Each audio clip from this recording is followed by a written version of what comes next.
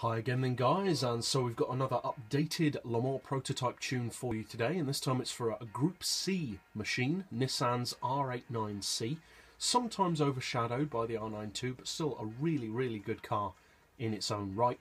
So you want racing soft tyres. For the suspension, again, pretty much exactly the same as many of these other tunes. Ride height as low as possible at the back, 10mm higher at the front, springs on 17 front and rear. For compression 1, extension 3, anti-roll as low as possible, camber and toe neutral. For the gearbox, we've got an auto setting of 280, then for the individual gears we've got 3.4, 2, 1350, 975 and 750 with a final drive of 3.2. For the diff, low initial torque of course to reduce wheel spin off the line, high acceleration and low braking. You want your high RPM turbo obviously, and your downforce of course set to the minimum. Traction control is turned off, and so like I said, this is seemingly, from what I've seen anyway on GranTurismo 6 especially, overlooked by a lot of people, and that's a real shame because the R89C really does deserve to be used a lot more than people give it credit for.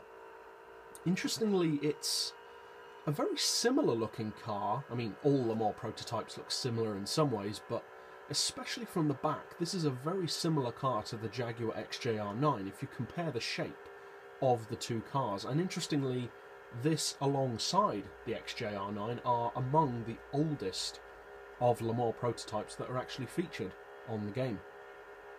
But like I said, often overshadowed by the R92CP. Fairly obvious why the R92 is more interesting to look at, does have more power, etc. But this car is a seriously good car in its own right. Now, it's got a little bit more untapped performance to get out of the car than the R92CP has. It's not hard to make the R92CP fast. It takes a little bit more tweaking to get the R89C to go really at its full potential. Now, my initial tune, which I did quite a while ago now for this car, I believe had a cruising speed of about 270, 271. Now it does about 282 under its own power, so we've increased it by around 11 or 12 miles per hour, which is one of the biggest increases I've had of any of these prototypes. I'm very happy to say, and it's just dropped a little bit. I think it may need an oil change, but as I said, it cruises at 282 last time I set up the car. As far as draft potential, like many of these tunes, it is running very close to the red line because it's more just a top speed tune for the car on its own rather than a draft tune. If, however, you do need it to draft, obviously, as with all of them, just extend your final drive a little bit lower. Incidentally, as far as the handling, it handles very well on the curve. Even though it is going at quite a high speed, it handles very well. Many of the prototypes are inclined to be heavy around the corner. This one, not at all. Now, I would still recommend being careful about your entry speed when entering the corner at, say, 300 or whatever you're slipstreaming up to, because obviously, as with all of them, understeer can come into play when you have the front higher than the back. But overall, it is a very good handling car.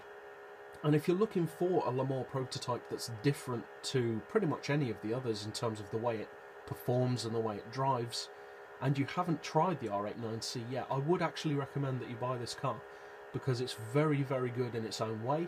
It is one of the most underappreciated, possibly even the most underappreciated Le Mans car in the game.